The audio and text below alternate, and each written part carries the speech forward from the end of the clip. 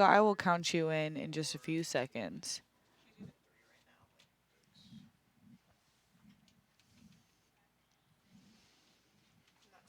All right, Shaka, you are on in three, two, one.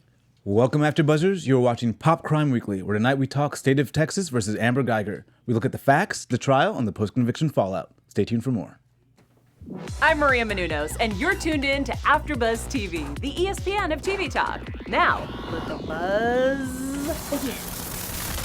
Welcome, Pop Crime Weekly fans. Hopefully we have fans. This is our first episode, guys. We're so excited you're joining us. So exciting. Episode uno.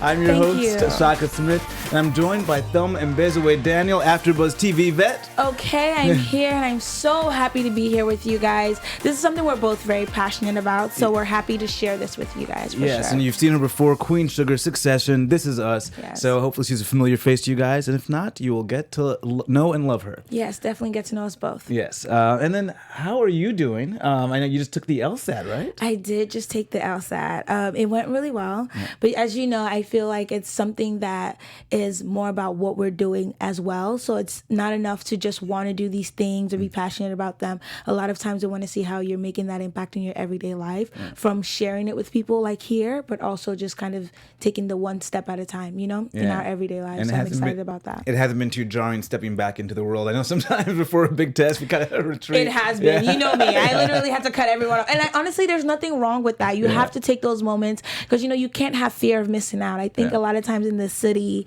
and in our youth, we don't want to miss out from what everyone else is doing. But when you know what you're working towards, you really do have to recluse yourself a lot of times. There's so many times I see everyone out and I'm just like, where was I? But I had to kind of like accomplish that and move forward. So Yeah, and thank hopefully you for asking about that. Yeah, and hopefully contributing to the state of justice in this Absolutely. country.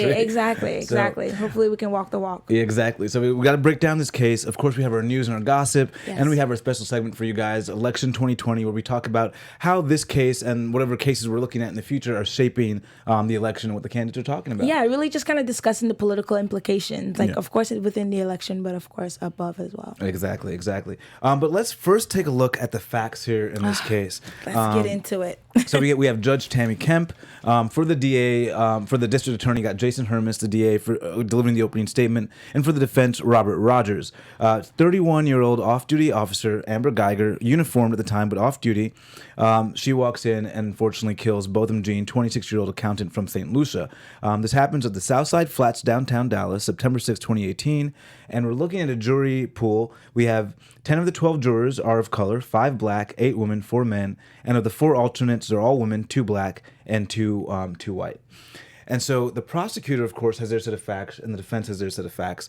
So what now are the prosecutor's set of facts here that they're alleging, led to this? I think there are a lot of things to look into when it comes to this case, and we're going to get into this a little more, but one of the overarching controversies with this case is the argument that was even the castle doctrine. So we can come back to that. But also in terms of what the persecutor specifically is talking about, it's just how it was on the wrong floor. So as we know, Jean lives on the 4th floor and Geiger lives on the 3rd floor. So within getting to his apartment, there's so many triggers and red flags that a lot of people are saying, hey, why didn't you see this? The persecutor definitely talked about there being a red map that wasn't there when she approached, along with the neighbor. Her neighbor has a huge plant, something that's very noticeable that she also did not see. And on the process of getting to his house, she passed up 16 different apartments that she usually doesn't in a regular day. So I think there are a lot of different factors where people are just like, okay, what's going on?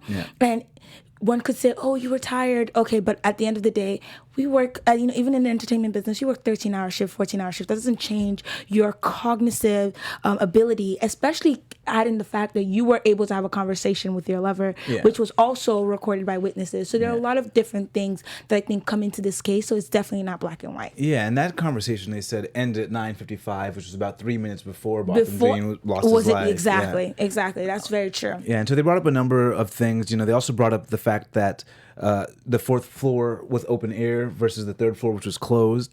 And so the defense had a set of facts, and their set of facts was, one, she was on autopilot. And yes, they acknowledged that it was a tragic event, but an innocent one.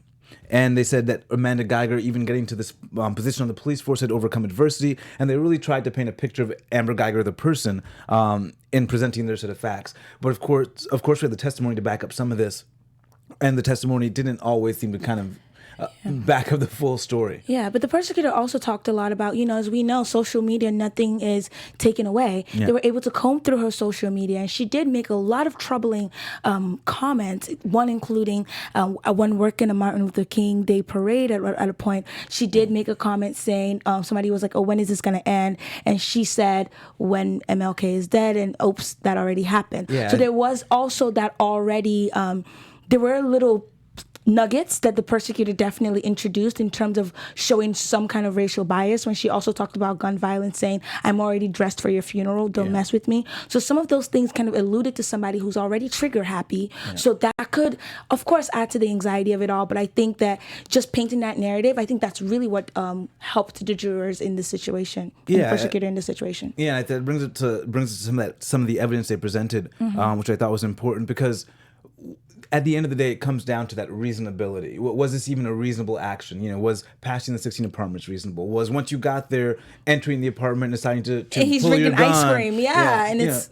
You could have used a stun gun or pepper spray. So were these reasonable? And now you have to look at maybe the bias made it an unreasonable action. And I didn't realize that they had uncovered so much bias in her past. The Pinterest post. Absolutely. I thought that was crazy. Absolutely. And of course, the MLK parade, that joking about MLK being dead.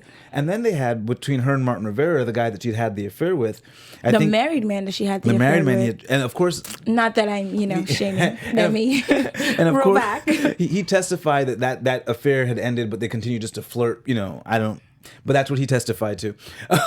But they had the one text between each other saying that I'm hanging out with 5 black cops. No racism. No, I'm not racist, but there's a difference here. And then she responded back with the same. It was just a lot of problematic things, and I think when we're talking about the likability of it, we also see, from the persecutor side, they're also produced evidence and definitely submitted evidence in terms of how the forensics came out.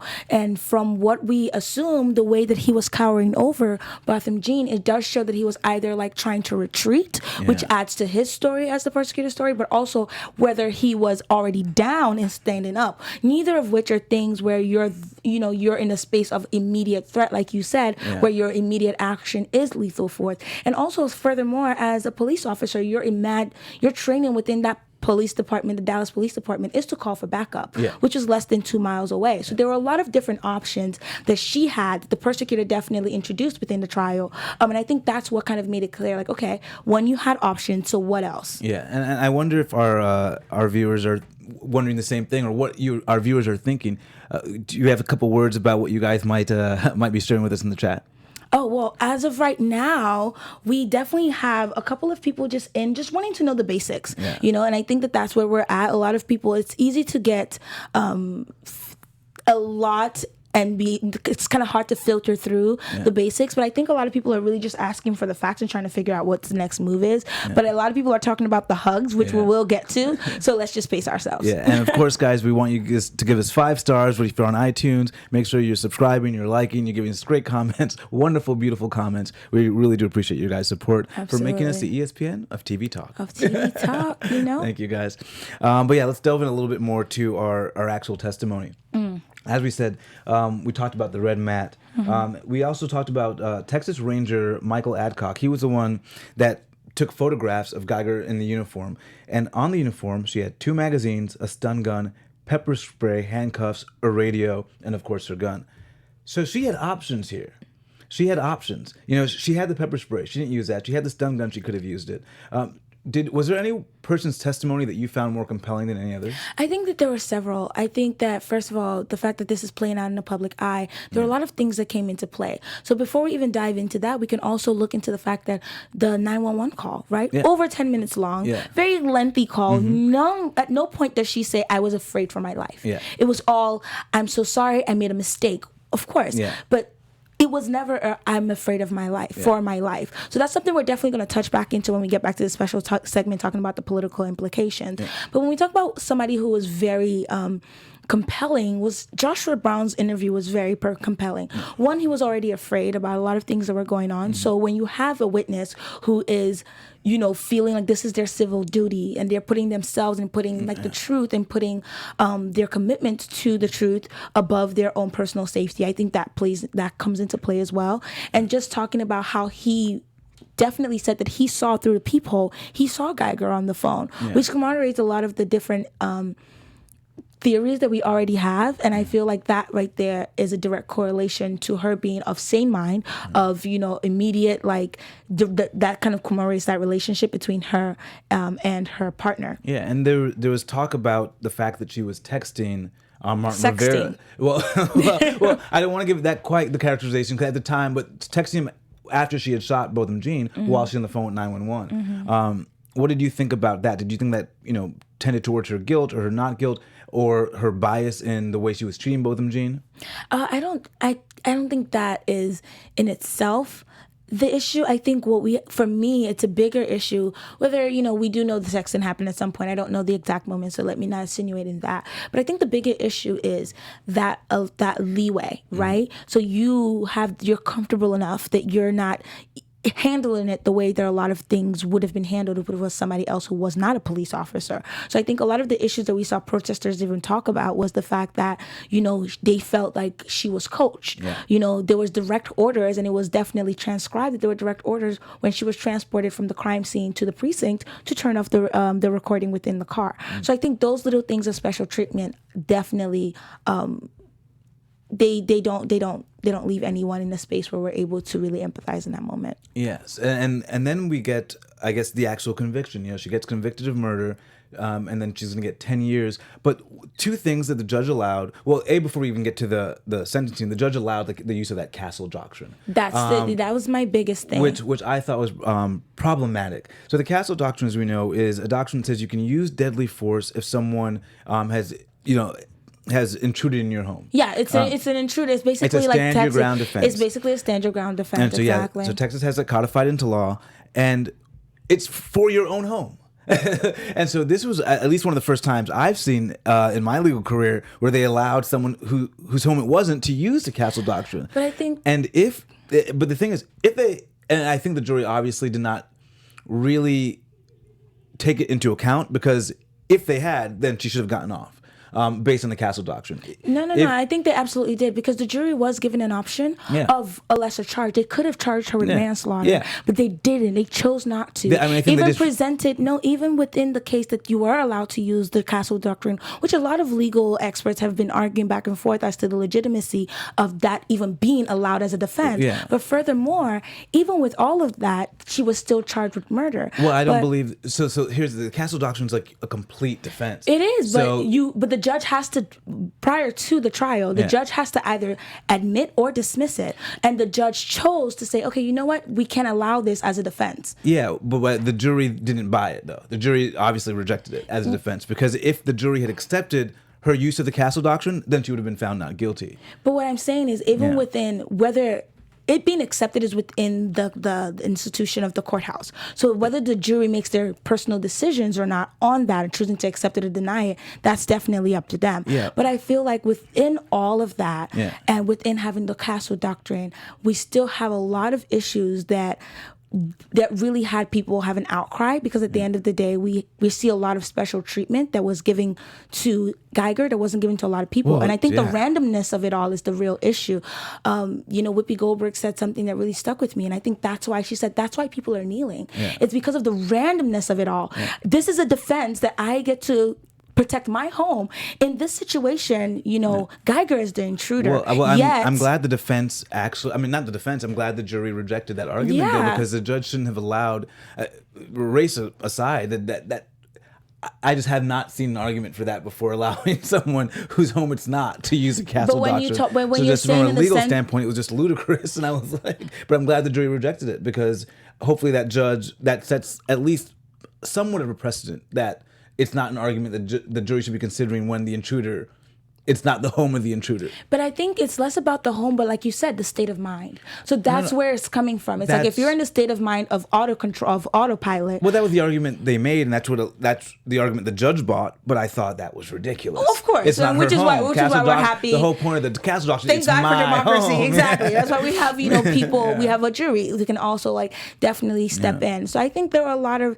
This case was so fascinating. Did you think 10 years was a fair sentence? And I wonder if, because at the end the judge allowed them to consider whether or not Geiger committed this killing in sudden passion, which meant now the sentencing is 2 to 20 years as opposed to more. So I wonder if that played into the jury's thoughts, if this was sudden passion that she killed him in, which, I guess her alleging that she thought it was a burglary, there was a sort of sudden passion, the heat of that moment. So do you think that sentencing was fair? I think it's a bigger question of like just the sentencing. I think it's more about the consistency of it all, So I think the question, we kind of talked about this. Trevor Noah talked about this. A lot of celebrities and different people of influence definitely spoke on this issue, because it's not necessarily about what do we want more, do we want less. It's more about, okay, so the same compassion and empathy that we see in this case, where a murderer can get a hug and we can have a different lens and we can think about it from all these different perspectives of empathy. Let's give that to everyone. That's the bigger issue, because it's the reason people feel there's such a gap between this and so many other cases is that isn't that isn't the status quo. So I think that's really the bigger question or the bigger issue. No, I agree, but do you think 10 years is fair? I want an answer. Do you think she should be 20 years? She took this young man's life. Now, granted, we did have Brant Jean, his brother, testifying during the sentencing phase that he forgave her. And, he even gave her a hug before the controversy of the judge. He gave her the hug and said, I forgive you. And I would wish that you don't do any time, but that you devote your life to Christ. Do you think, based on that and based on the circumstances of the case, that 10 years was fair? Should she be serving more, less? I think you have to look at it in the historical precedence of the Dallas Police Department. She's the first police officer since the 70s, according to Dallas local news stations, to even be charged. Yeah. So I mean, the youth don't think it's fair. That right there is what it is, because I think in a lot of times. Well, that was huge. Yeah, that's huge. Exactly. So a lot of times I think it's easy. It's honestly better to step away from it and allow people to decide for themselves. Yeah. Because I think those are the two real problems that we're talking about. But if you're on that jury and they're I'm not. But as an exercise here for the people, let's do it for the people. But what's that discourse for you in your head? Are you thinking 10 years is worth it? She's 31?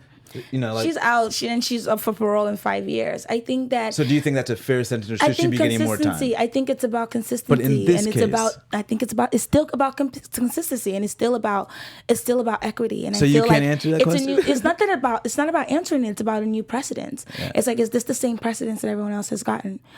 Are we treating all the murderers the same? Yeah. That's the real question. That's the real question. In this case, so in this case, do you feel it was enough? I thought 10 years was fair. Yeah, and I only thought so because of Brant Jean's position.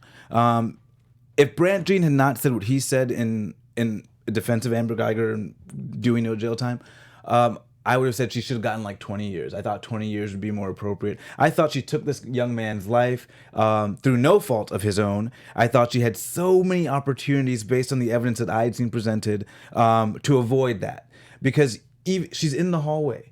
Even if she felt even if it was her apartment, she had an opportunity to flee. You don't have a duty to flee, but she could have fled, even if it was her apartment. She's in the hallway. He's in the room. There's a doorway between them. There was a fire exit one way. There's a hallway the other way. She did have many opportunities to hopefully observe that she was on the wrong floor. Though I do think one of the guys testified that when he did the walkthrough, there was no observation at eye level, but if you looked around, you could tell. So for me, 20 years would have been appropriate, but then Brant Jean came with a statement. So I thought, 10 years seems appropriate here.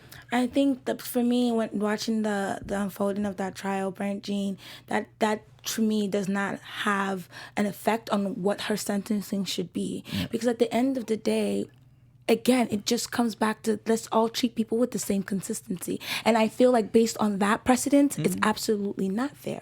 And that's the issue. So you think she should have gotten more time? Absolutely, but I think that now we got no. to it. Absolutely, Okay, there we absolutely, go, she there should we have go. gotten more Okay, there we time go. based on the precedents. If it was a different situation, the jury was given the option of giving her manslaughter, but that's not what it was. But sometimes I think we have to look at cases anew because precedence isn't always correct. You know, It isn't always precedence correct. has at times been overturned. So if we're saying we're looking at this case independently, what's correct? I would say part of sentencing is there's part of a punishment to sentencing, right? You know, you want someone to be rehabilitated, but there's in the U.S. at least there's a punishment aspect as well, and part of that punishment aspect is what are the ones who are impacted saying about you and about their impact from this loss, and I thought that's what made me consider Brandt Jean's stance. I mean, I feel like within our legal systems, there are only two ways that we really create, any kind of retribution and punishment. And one is, yes, within it being punitive as to like, you should serve for whatever it is that you do. But there's also the aspect of it where it's, that punishment shouldn't be more, right? So in terms of like, okay, if somebody steals, they're still stealing, but they don't deserve 20 years in that sense, right? But then you take that and you look at it into this particular case, and I would say that with this particular case, from my opinion, I genuinely believe that there could have been more done. Yeah. And I feel like if this is what we want to do, I love that I saw a lot of empathy, and I feel like that's what we should be affording everyone, because you have children, you have different people who have done much less and have not been looked at as a whole human being in the ways that she has been. In fact, people have gone as far as to demonize the victim and talking about he smoked weed, or he's in his house, or whatever he did or didn't do. So I think that we can't look at it. Nothing is so separate from the race of it all. We have to look at it in a holistic manner, and that's just the truth of it. So let me, and we'll get to maybe I'll get to this, our special segment. I'll hold my question for you. Let us get into our news and gossip. There was actually so much news surrounding this case after the sentence. I thought, everything was put to bed. The biggest thing was the hugs. It was definite, which kind of plays into the whole fairness of it all. So, we got to the hugs. So Judge Tammy Kemp, after conviction, and the way the story was, it was as if she just went down on her own, unprompted, and gave this woman a hug and a Bible. That's not how it happened. After conviction, she went over to the Jean family. She consoled them, hugged them, and she went over to Amber Geiger just to say, I wish you luck with the rest of your life. At which point, she said she got a question from Amber, which has never happened to her, and Amber Geiger asked her, "Is it possible for my life to have any purpose now?" And she said that kind of struck her, and she said, immediately, "Of course it can. How can it not?" Something to that effect. And Amber asked for a Bible, or asked to pray, and she thought, "Oh wait, I have this Bible in my chambers. I'll be right back." And that's when she came out with the Bible, read with her John 3:16, and Amber Geiger asked her for a hug. Initially, she kind of hesitated because she said she's never ever hugged a defendant except one that's completed a drug program and sent them on their way after they've completed a drug rehabilitation program. And so she just thought, man, this is kind of weird. Killer. She's just been convicted of murder. She's never hugged someone off to jail. And she said after she asked the second time, she really felt the compassion and the empathy, and wanted to hug her and read this Bible with her. And of course, the controversy came. What do you think about the controversy? Do you think it's warranted? I think there was actually a complaint filed with the legal department in Texas against the judge, the State Commission of Judicial Watch, against Judge Tammy Kemp, and it was from the Freedom from Religion Foundation, because they really felt this was sort of an encumbrance on that whole separation of church and state. I think for me, this is very black and white. As a judge, you not only have to avoid impropriety, but avoid the appearance of impropriety, and that's the point blank of it all. That's as simple. Wow. It's just as simple as that. I thought this was a beautiful moment. I took the complete opposite tack, but because it was requested. If it was unprompted. If you're not going around hugging every single murderer who has been charged, because every single murder, she goes around. It seems she goes around to everyone and says something of "Good luck with your life." But as a part of your duty, a part of your oath is to avoid the appearance of impropriety. So being that this is already a very delicate case within itself, as you see, I just think that in itself, that oath in itself is it's binding. It's very black and white. Avoiding the appearance of impropriety versus the appearance of humanity. To No, me, I this think was a very humane thing to do. It's a very humane thing to do. And again, it goes back to what I said earlier, where it's not about the number of years. Yeah. It's not about the hugs or the no hugs. It's about the consistency, and it's about the universal appliance of that consistency. That's not what we're seeing. That's really the outrage. That's really for me, that's a lot of these are symptoms, and the wound is the gap within a lot of people, a gap that a lot of people are feeling. It's just everyone isn't getting the same treatment. It's just that simple. So you're not seeing the differences between the conversation that Amber Geiger had with the judge versus the judge said in her entire legal career, no defendant has ever asked her a question that profound. Doesn't move me. I mean, but you're saying that fact doesn't change, and the fact that Amber Geiger asked for the Bible. It doesn't change anything, because she could have. I don't know. There are a lot of different reasons to ask for certain things. Of course, we talk about the appeal that's coming up. Everything is about tactic. But how can we say that she should be hugging or not hugging every defendant? I'm not saying that she should not. She should. No, that's not what I'm saying. All I'm saying is, if that's what you're doing for one defendant, then do that for most of them. But if the other defendants don't ask for a hug, I'm not going to hug you if you don't ask. No, I'm serious. I mean, she said she asked her twice. So that's really interesting. So I feel like that again will make it a bit, for me, I hear that, and the first thing I think is, how many defendants felt they could even ask for a hug? How many defendants? No. But That's now a we're bigger pushing question. aren't we now pushing the ball a little bit further? Because you're saying the hug is based on if you ask, right? Well, yeah, because you're saying treat them consistently. I'm saying the judge said she's the first defendant to ask. Now, how many people feel entitled enough to ask?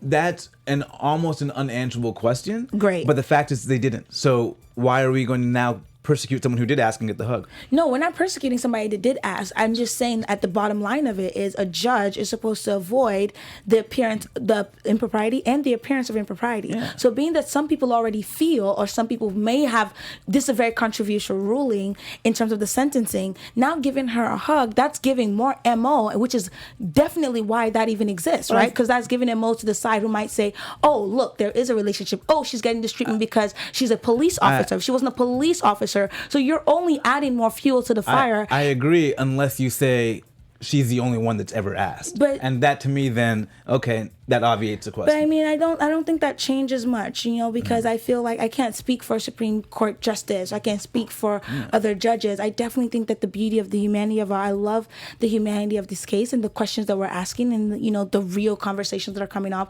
from, of course, the forgiveness of it all. Yeah. And I definitely understand that forgiveness is truly the only antibiotic to trauma. That's where we all heal. But at the end of the day, we're talking about something as black and white as the legal system right now in this space. So your goal is not... So for me, yes, the hug is inappropriate, point blank. So the judge should be censured for the hug?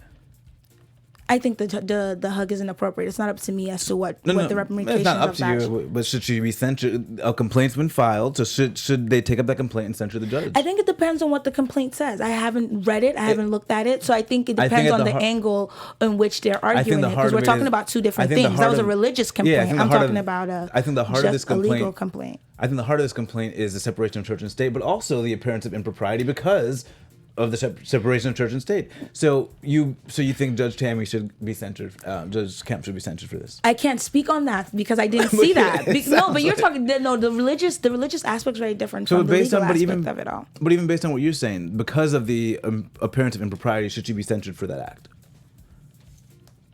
We'll have to see. Well, we also had, that was a huge part of the case, but post the case, we also had this crazy murder of Joshua Brown.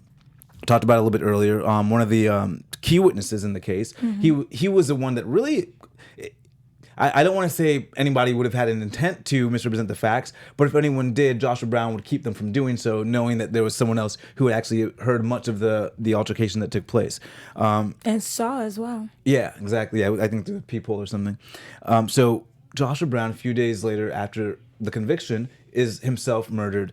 And, a number of Democratic candidates, we'll talk about later, came out, had something to say about that. But it looks as though that it's unrelated. Right now, I think they've identified 3 suspects in his killing. Joshua Brown. It was a drug-related, they're according to police. According to police, yeah. Of course, the family is still saying maybe there's something going on, but according to police, it was drug-related. That these guys came from, I think, Alexandria, Louisiana, for a drug deal, and a drug deal gone wrong, and they shot him, and I guess they fled. I think they've got 2 guys in custody, but 1 guy is still on the run. This was an interesting development. Are you going with this investigation, or do you think there's more to it than what they're now saying? I think even with the fear of Brown wanting to testify in the first place, right? So there was already that aspect of it all, and the shooting that fatally killed him happened in an apartment complex, not the same one where Geiger. Not too far, but not too far, but definitely in the same vicinity. So I think that's a bigger issue, which for me lies back on the police department, because I feel like there's so much going on where it's like the inability to even protect within your witness, such a key witness in this case who was already reluctant. There are a lot of issues, but I think this is it's much broader than the latter that we just spoke of. Yes, and of course the family is still saying that they want this investigation out of that district, out of the police department, because they think there could still be a cover-up given Joshua Brown's reluctancy to testify. But they did find, I think it was, 14 pounds or 146 pounds of marijuana, or 143 grams of THC cartridges. They found 12 pounds of marijuana, and I think $4,000 in cash in the apartment. So I don't know if the reluctancy to testify was related to the fact that I've got all this stuff here. And he was moving around as well, so there was a lot going on with that. So there's a lot going on, but again, I do think for the idea of transparency, they probably should transfer that case out. But it does look like it seems as if what they're saying may be true. I think the guys were Michael Mitchell, Jacarius Mitchell, and Thaddeus Green, who are the suspects. So like what you just said right there, for the idea of for transparency, it doesn't matter if there's actually any wrongdoing or not. But just to even just to avoid the conversation, they should transfer it out. Absolutely. So I think that also answers the question we were just discussing regarding the Judge Tammy. I agree. Which she clarified. Except for the mitigating factor that she's the only one that asked, and she asked twice. Now, if any of her defendants still should have been avoided. I think when you have a mitigating factor such as that one, that to me is like a superseding factor. Now, if any kind of creating an outlier. If any other defendant now says, I asked you, Miss Kemp, now she's in trouble. But if that's the only one, then that creates the reason why, and it speaks directly to the act. Asked me for a hug, I gave her a hug. That was it. Now this is an investigation where twists and turns. So I think just to avoid that impropriety, they need to be as transparent as possible about this. But again, to me, I'm not that concerned in terms of all the details that have come out of it, but it would be nice to see that there's extra transparency on it. And of course, we got the news, I think last week or the week before last, that they have filed an appeal. In Texas, they had 30 days to file the appeal after sentencing. The notice of appeal does not have the grounds for the appeal. So maybe we'll have an update on that coming shortly. Very soon. I'm interested to see how that plays out. But I just think the biggest thing in this case is just, I think, I think a lot of people are asking questions, but it's just, the bigger issue is just people are hurting, and why, right? Because everyone doesn't get this treatment, which is great. It's great that we had such a humanistic aspect to kind of deal with it, because at the end of the day, you are not defined by any one act. No human being is. But can we give that same empathy, that same love, that same, that same consideration? We don't. But the thing is, I think we can only give it, again, if it is promoted now. So I think to say, hey, it is good that you gave that. We shouldn't censure the judge. We should say more of this is needed if we create, and we should work on creating a system where every defendant does feel comfortable. And that's exactly what I said, where it's more of the bigger issue of the consistency. For me, it wouldn't be about saying the judge is doing something that is inappropriate or creating the look of inappropriateness. It would be, I think the judge, for me, I think the judge made the right decision here based on the right appearance. And how do we make that easier for everyone to come to that conclusion or that feeling as a defendant, and then as someone viewing that from the outside? But I feel like that can live in a vacuum, But in the reality of what it is right now, as in the reality of we can see all of her other cases, or even just cases similarly in this same district, in this same state. In a vacuum, yes, that sounds so great and fantastic and utopian. But in our reality, that's not what it is now. I'm just simply saying, if a defendant asks for a hug or some level of compassion, it's okay for a judge to reply in kind, in some fashion or form. And I'm saying that lives in a vacuum. That's beautiful. Yeah. But in the reality of the world today, that is not the case. So one person can't get it without everyone else getting it. For me, I don't think that's necessary. I think you can. I think if a defendant comes to the right judge and they have that feeling, and if it's a prayer or a hug, I think, and it goes no further than that, I think we're fine. But then it becomes blurry. Who decides what further is? I don't think I think it's a question and an answer. Okay, it's okay. But again, exactly, it's very blurry. So it's like you said. You know what? Let's just avoid that there's even anything. Go ahead and transfer the case. Don't ask no questions. Period. It's a very black and white thing in the law. That's just what it is. Well, I'm going for the compassionate. But let's talk a little bit about the election 2020. So, we did have some people come out, maybe a little egg on their face, but there's so many issues that it almost seems like an afterthought, this case. But when initially Joshua Brown was reportedly shot, we had Kamala Harris speaking out about it, and really Cory Booker, Beto O'Rourke, former candidate. Even Beto no longer is. We can drop him off the list. Julian Castro, Pete Buttigieg definitely spoke on it. Elizabeth Warren did as well. Yeah, and they all echoed that we need answers, transparency. We need answers, transparency. But how do you think these issues, police force, is going to transform the election? I think one of the most powerful moments I've heard on the campaign trail, specifically about police force, was when Julian Castro said at the CNN New York Times debate, where he said, police violence is also gun violence, and we don't talk about that enough. Yeah. That to me was a pause moment, because again, it's just and this and that. No, let's go ahead and start to make these connections, and let's see where they intersect, because until we can't face anything as what it is, then we can't really start talking about solutions. Yeah, and I mean, for me, this to me was almost like a perfect storm case, because you had the Pinterest post, you had the text of those little micro biases, right? Those like little micro stereotypes that we have that. And then you had this officer who had almost like a Batman style thing at her disposal, but she went right for the gun. She had the pepper spray, she had the stun gun, she had the radio to call, and she used none of the outs she had. She used the force. And part of me thinks it was that latent bias that made her kind of go right to that force. So this to me is like, I want to see these candidates really focus on police reform, training, bias training. I think it's hard, but I think you can certainly get to a place where they're cognizant of it and at least take it into account, and de-escalation training. Because I think the idea now is going for the kill. No, but no. Actually, the Dallas department, that's de-escalation is what's supposed to happen, but she didn't do that. She didn't adhere to the training that she knows. And so we need to look at that training. And what's a little upsetting now is under Trump's his State Department ended the consent decrees that they were making right at the Obama administration with different police departments. So there was some federal oversight over the training, the tactics they were using to make sure they were training these police officers correctly. So we no longer have those consent decrees. There's no federal oversight.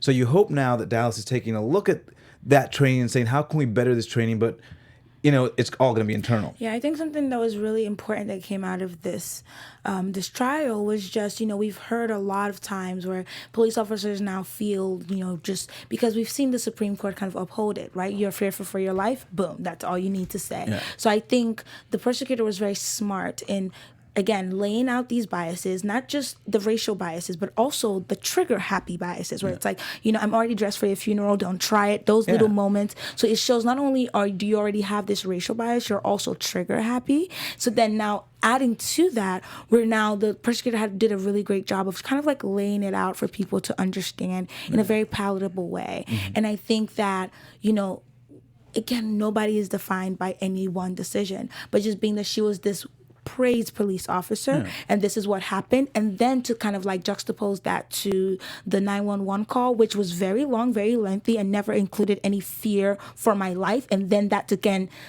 to then be brought in. That's why there was a lot of protests calling for the resignation of the union head and the Dallas Police Department, talking about how they felt that Geiger was coached in what to say. So I think this case actually, like you talk about precedents and how they can be shifted in these traditional ways, this case is an important one in my opinion, because it kind of shows, okay, yes, how can you prove you're fit for your life? Because at this point, the forensic is showing that he was cowering for his life.